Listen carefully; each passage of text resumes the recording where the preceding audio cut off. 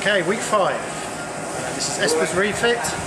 It's been a long week this week in Satu, Thailand.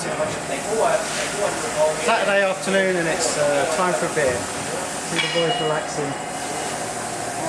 Little May there is having a Coke. It's been a long week, but we've had another good week. We're going to take you around and just give you a little quick summary of all the work we've been doing this week.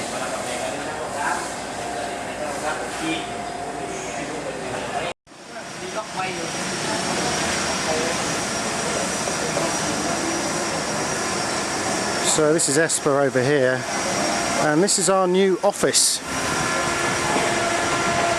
We've got 2 tables here. We've got a workbench, and yesterday we got them to make us a desk so we can do paperwork and computer stuff as well. It's a little bit noisy and a little bit airy as offices go, but it's quite nice being able to sit by the boat and get on with some work. But this morning I've got this horrendous job of taking apart this furling mechanism. This is our Forestay, which is actually the foresail, and the foresail is the thing that jammed on our way down to the Maldives and that we've had problems with ever since. And unfortunately I've got to take apart all of this, all of that in order to start taking these foils off. I've never done it before, so that's the beauty of boat maintenance, learning new jobs on the fly and making it up as you go along.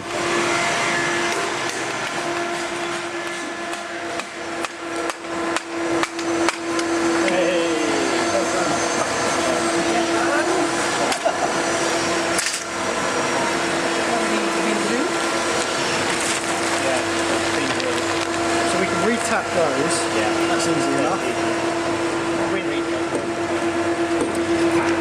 I did all of these in the Maldives, as you can see. Yeah.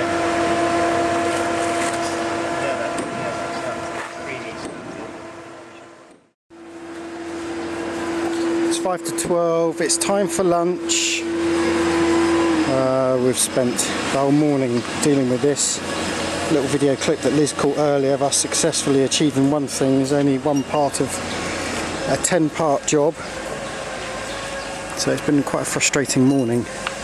Anyway, we need to rush off to get to Dom's restaurant before all the food gets eaten, so we tend to leave at 5 to 12 and just sneak off early. Let's go get some lunch.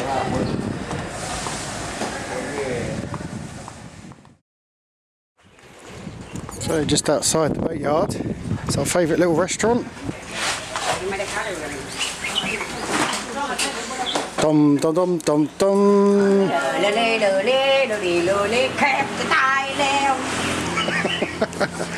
What have we got today, Dom?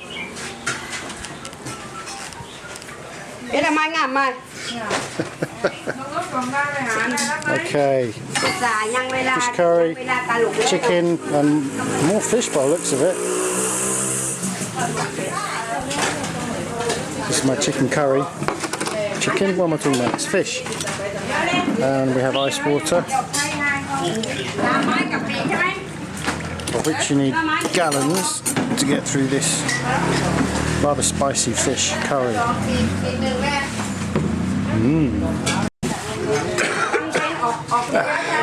An empty plate later. This is our painter. His name's Goy. Cap. Okay, thank you. He's going to be painting our boat. I don't know if you saw, he had white eyelashes. Anyway, I just had to bring you out here. This is at the back of the restaurant. This is where you wash your hands. In there, that's where they do their washing up. And this is the view out the back. Underneath a banana tree with bananas. You probably can't see the mountains in the distance. But yeah, this is our local. This is where we come to eat every lunchtime.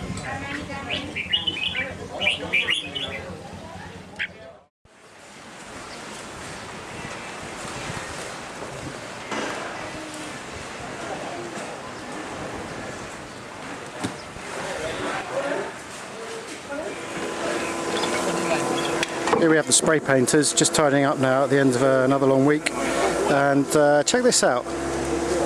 This is a rather long tent that we've erected, and as you can see we're starting to take over the boatyard now.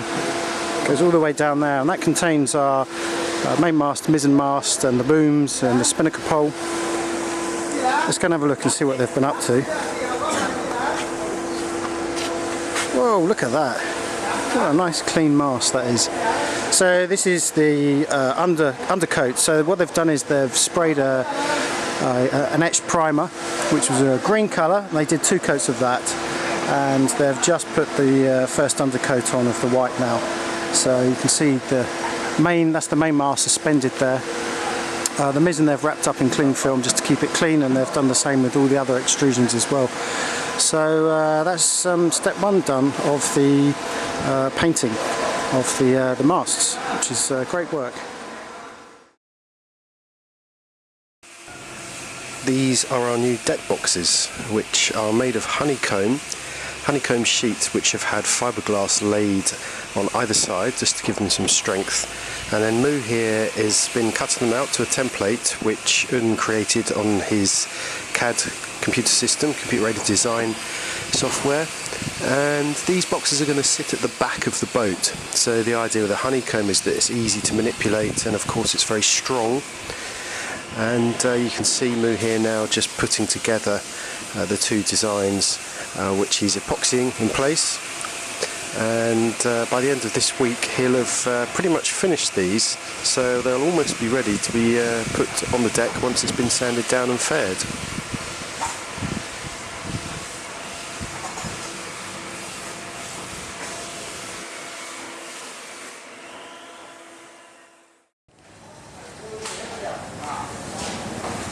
So this is Esper's deck. It's not completely stripped, I have to say. We've still got the cockpit planks in there, which we are going to replace, and we're going to keep those. But they've managed to strip everything else.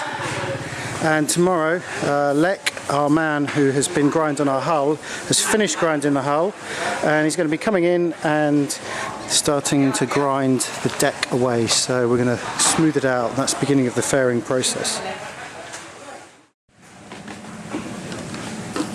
Okay, quick look down below. Now, not much has changed here. You can see they're just finishing off the chart table. They've now started to put that curved corner in, which is always part of the plan. This is going to be my little tool cupboard, and the emphasis here is on the little. It's not going to hold all my tools, but we're going to put a series of very shallow drawers in here, just so I can put my basics, my screwdrivers and spanners and Allen keys, that sort of thing in there. And we've decided we're going to make this a hollow cavity, a top loading box, so I can put slightly larger tools in there. It just means it's a little bit easier access. Behind here, you can't see it at the moment, but Pong, head carpenter, has been putting in the Formica backs. So obviously these are 3 cupboard doors here. What's interesting with the carpentry is that they kind of put in place almost permanently the fittings. So they've actually tacked these in at the moment, just to give us an idea of what it's going to look like. And obviously they're going to come out and make those proper cabinet doors. One other thing we've decided to do is to lose the table, because look at this. How much room is in there? Loads. We have one cruising couple friends who got rid of their table, their saloon table, and it was revolutionary. It was amazing, the space that it created, and you can see here in Esper how much space it creates. So we're thinking of a semi-permanent sort of small table that can be taken out and put away or dropped down, or I'm not quite sure yet. We've been talking to the carpenters about that for some ideas. Through here, this is probably the most exciting bit of the week this week. We can see they've actually taken out the whole of that door there, which led to the forepeak. They've taken the trim off that door there and taken it right down, so it's no longer curved at the bottom, so it's kind of in line with this. The idea being that you get a sense of symmetry as you look down there. So, Liz's study. What's happening in Liz's study? Oh look, Liz is studying in her study. I'm glad you're here actually, Jamie, because I'm having a real problem connecting and I was wondering if you could help me. Bugger off. Look at this. Look! Tell us about this. Where you're sitting in the shower. I'm sitting in what used to be our shower, a shower that we never used, ever. And all it was a whole load of crap all bunged in everywhere and we couldn't get anything. But now, look at it, we've got a table. The table's going to fold down at some stage. And behind us, we're going to have 3 cupboards here. And then a nice big shelf and another nice big shelf where I can put all my files and all my stationery. Jamie's going to be so pleased, so he doesn't have to look at it anymore. Liz, the librarian, ever obsessive with paperwork, has her own place to do all her librarianship things that she does.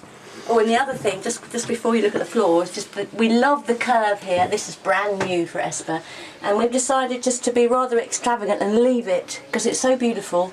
We're not filling it up with shelves, just going to leave it as it is, maybe have some hooks or something, just so that we've got this lovely feeling of space. Yeah, so here they used to have, if you remember, it was a